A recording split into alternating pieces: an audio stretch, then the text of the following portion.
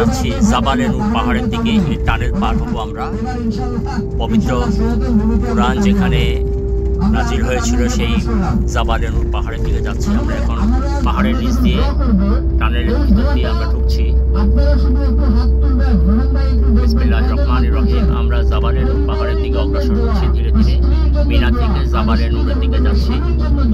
আল্লাহ পাকের সবচেয়ে বড় নিয়ামত আমাদের জন্য যে উপহার আল কুরআন, পবিত্র কুরআন মাজিদ, যে পাহাড়ের উপর নাজিল হয়েছিল জাবালে নূর। আমরা সেই পাহাড়ের দিকে অগ্রসর হচ্ছি ধীরে ধীরে। মিনা থেকে তাবুর শহর মিনা পার হয়ে আমরা এখন জাবালে নূর পাহাড়ের দিকে রওনা হচ্ছি। যে পাহাড়ের উপরে আল্লাহ পাকের আসমানি কিতাব পবিত্র কুরআন নাজিল হয়েছিল যে পাহাড়ের উপরে, সেই পাহাড়ের দিকে আমরা যাচ্ছি। সেই পাহাড়টার নাম হচ্ছে জাবালে নূর। ইনশাআল্লাহ কিছুক্ষণের মধ্যে আমরা জাবালে নূরে পৌঁছে যাব। আপনাদের কাছে দেখাবো জাবালে নূর পাহাড়।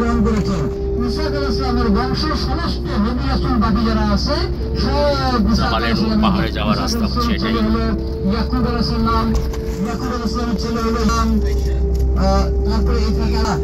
জাবালে নূর পাহাড় দেখতে যাচ্ছি আমরা ইনশাআল্লাহ। জাবালে নূর পাহাড়ে যেখানে আল্লাহ পাকের পবিত্র কুরআন, আল্লাহ পাকের আসমানি কিতাব, পৃথিবীর সর্বশ্রেষ্ঠ গ্রন্থ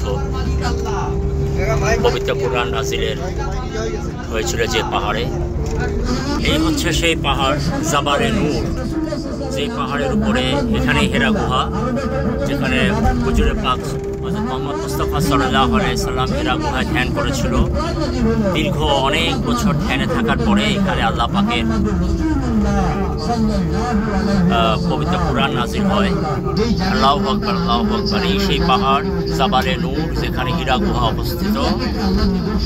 সর্বকালের সর্বশ্রেষ্ঠ মানব হযরত মুহাম্মদ মুস্তাফা সাল্লাল্লাহু আলাইহি সাল্লাম যেখানে দীর্ঘদিন ধ্যানে থাকার পরে আল্লাহ পাক এখানে পবিত্র কুরআন নাজিল করেন।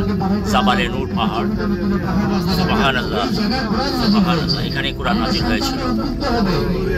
আপনি চিন্তা করেন এই পাহাড়টার নাম কি নূর ছিল না? পবিত্র কুরআন নাজিল হওয়াতে এটার নাম হয়েছে জাবালে নূর।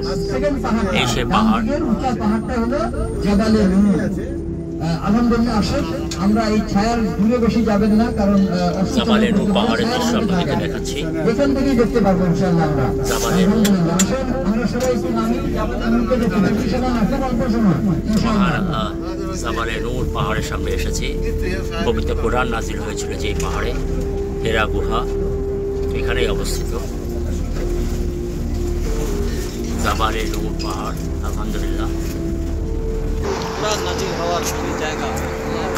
পবিত্র কুরআন নাজিল হয়েছিল যেখানে, সেই জাবালে নূর পাহাড় আপনাদেরকে দেখাচ্ছি। দেখেন জাবালে নূর, এখানে আল্লাহ পাক পবিত্র কুরআন নাজিল করেছিল।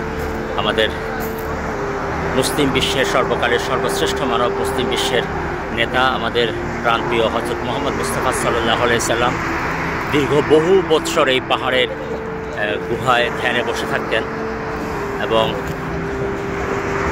এখানেই জিবরাইল আলাইহিস সালাম অবতরণ করেন এবং পবিত্র কুরআন এখানে নাজিল হয়। চারদিকে দৃশ্যটা আপনাদের একটু দেখাচ্ছি। জাবালে নূর একটা পাহাড়ি এলাকা, এখানে এসে উনি ধ্যানে বসতেন। এই পাহাড়ের চূড়ায়